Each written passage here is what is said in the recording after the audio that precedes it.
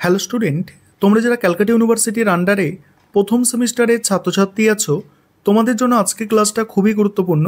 আজকে ক্লাসে তোমাদের ইএনভিএস অর্থাৎ পরিবেশবিদ্যা সাবজেক্টের দুটি গুরুত্বপূর্ণ 5 নম্বরের প্রশ্নের উত্তর নিয়ে আলোচনা করব। আর আজকে যে দুটি প্রশ্নের উত্তর আলোচনা করতে চলেছি এগুলো তোমাদের 2 নম্বর ইউনিট থেকে থাকছে। প্রথম প্রশ্ন দেখছো 2023 সালে ডে শিফটে এসেছে এবং তোমরা 25-26 শিক্ষাবর্ষের ছাত্রছাত্রী, তোমাদের জন্য এটা মোস্ট ইম্পর্টেন্ট। প্রশ্নটা আছে, বাস্তুতন্ত্রে ওয়াই আকারের শক্তি প্রবাহ মডেল ব্যাখ্যা করো। তার সঙ্গেই আছে বাস্তুতান্ত্রিক সাকসেশন বলতে কি বোঝো। অ্যান্সারটা বুঝে নাও। বাস্তুতন্ত্রের শক্তি প্রবাহ দুটি পথে চলে। বাস্তুতন্ত্রের শক্তি প্রবাহ দুটি পথে চলে, যা একত্রিত হয়ে একটি ওয়াই আকৃতির মডেল তৈরি করে। এই মডেলটি প্রথম ইউজিন ওডাম ব্যাখ্যা করেন। প্রথম পথটি হলো গেজিং ফুড চেন, যা জীবিত উৎপাদক যেমন উদ্ভিদ থেকে শুরু হয় এবং এর মাধ্যমে শক্তি তৃণভোজী, তারপরে মাংসাশী পানির মধ্যে দিয়ে প্রবাহিত হয়, আর এই শৃঙ্খলটি দিনের বেলায় সক্রিয় থাকে।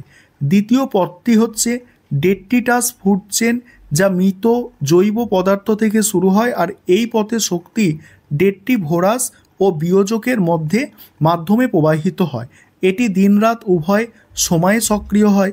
এই দুটি শৃঙ্খল একে অপরের থেকে আলাদা হলেও পরস্পর সংযুক্ত।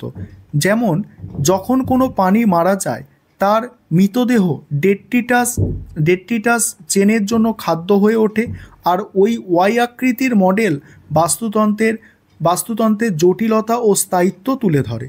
তারপরে হচ্ছে পরের পয়েন্ট আছে, দেখো বাস্তুতান্ত্রিক সাকসেশন। বাস্তুতান্ত্রিক সাকসেশন হলো এমন একটি প্রক্রিয়া যেখানে একটি নির্দিষ্ট অঞ্চলের জীব সম্প্রদায় ধীরে ধীরে অন্য একটি জীব সম্প্রদায় দ্বারা প্রতিস্থাপিত হয়, আর এই প্রক্রিয়াটি একটি সুশৃঙ্খল ধারায় ঘটে। উদাহরণস্বরূপ, একটি খালি জমিতে প্রথমে পায়োনিয়ার কমিউনিটি যেমন ঘাস বা শৈবাল জন্মায়। সময়ের সঙ্গে সঙ্গে এই প্রাথমিক জীব সমষ্টির পরিবর্তিত হয়ে আরও জটিল একটি জীব সমষ্টিতে রূপান্তরিত হয়, যা শেষ পর্যন্ত একটি স্থিতিশীল ক্লাইম্যাক্স কমিউনিটি একটি পূর্ণাঙ্গ বন গঠন করে। সাকসেশন দুই ধরনের হতে পারে: প্রাইমারি সাকসেশন, যা নতুন বা প্রাণহীন পরিবেশে শুরু হয়, এবং সেকেন্ডারি সাকসেশন, যা কোনো প্রাকৃতিক দুর্যোগের পর পুনরায় শুরু হয়। এই প্রক্রিয়াটি বাস্তুতন্ত্রকে পুনর্গঠিত ও স্থিতিশীল করতে সাহায্য করে। তারপর হচ্ছে দেখো পরের প্রশ্ন কি আছে, একটি ডেট্রিটাস খাদ্য শৃঙ্খলের ছবি এঁকে বর্ণনা করো। আর ডেট্রিটাস কাকে বলে, উদাহরণ দাও। এই প্রশ্নটা 2023 সালে লেখা আছে, কি মর্নিং শিফটের প্রশ্ন। এটাও তোমাদের জন্য মোস্ট ইম্পর্টেন্ট প্রশ্ন। দেখো এখানে অ্যান্সারটা বুঝে নাও। ডেট্রিটাস খাদ্য শৃঙ্খল হলো প্রকৃতির এক বিশেষ ব্যবস্থা যা সরাসরি জীবিত উদ্ভিদ বা পানি থেকে শুরু হয় না, বরং মৃত জৈব পদার্থ থেকে শক্তি গ্রহণ করে, যেমন ঝরা পাতা, গাছের পচা ডালপালা, মৃত পোকামাকড় বা পানির মলমূত্র ইত্যাদি। আর এই খাদ্য শৃঙ্খল বাস্তুতন্ত্রের শক্তি ও পুষ্টি উপাদানকে পুনরায় ব্যবহারযোগ্য করে তোলে। এটি প্রথাগত খাদ্য শৃঙ্খলের পাশাপাশি কাজ করে, অর্থাৎ যেমন সবুজ উদ্ভিদ থেকে শুরু হয় যেগুলো, ওটা প্রথাগত, তার পাশাপাশি কাজ করে এবং পরিবেশের ভারসাম্য রক্ষায় অত্যন্ত জরুরি।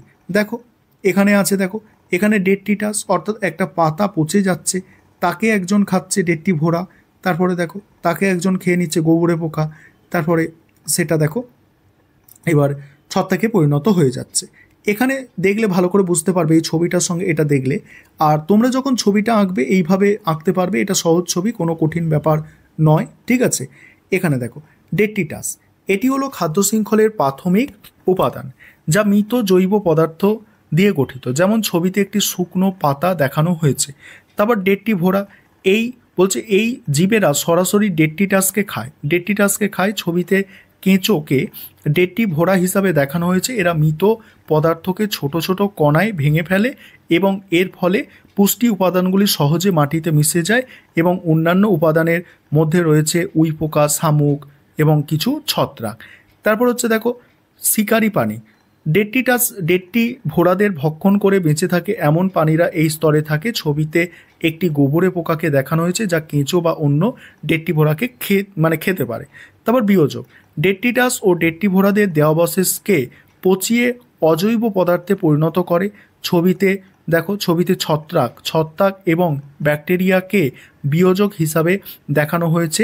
এরা মাটিকে উর্বর করে তোলে এবং উদ্ভিদের জন্য পুষ্টি উপাদান ফিরিয়ে আনে। এবারে ডেট্টি ভোড়া কাকে বলে, পরের যে পোর্শনটা ছিল, ডেট্টি ভোড়া হলো সেই সব ভোক্তা জীব যারা মৃত জৈব পদার্থকে খাদ্য হিসাবে গ্রহণ করে এবং প্রকৃতির রিসাইক্লিং এজেন্ট হিসাবে কাজ করে। এদের প্রধান কাজ হলো মৃত জৈব পদার্থকে ভেঙে ফেলা এবং পরিবেশ থেকে বর্জ্য অপসারণ করা। কেঁচো, উইপোকা, কিছু প্রজাতির অর্থোপোডা, মাছি, শামুক, কিছু ছত্রাক এদের কার্যকলাপ ছাড়া পৃথিবীপৃষ্ঠে মৃত জৈব বস্তুর স্তূপ জমে যেত এবং পুষ্টিচক্র ব্যাহত হতো। এই ছিল তোমাদের আজকে গুরুত্বপূর্ণ মোস্ট ইম্পর্টেন্ট দুটি প্রশ্নের উত্তর।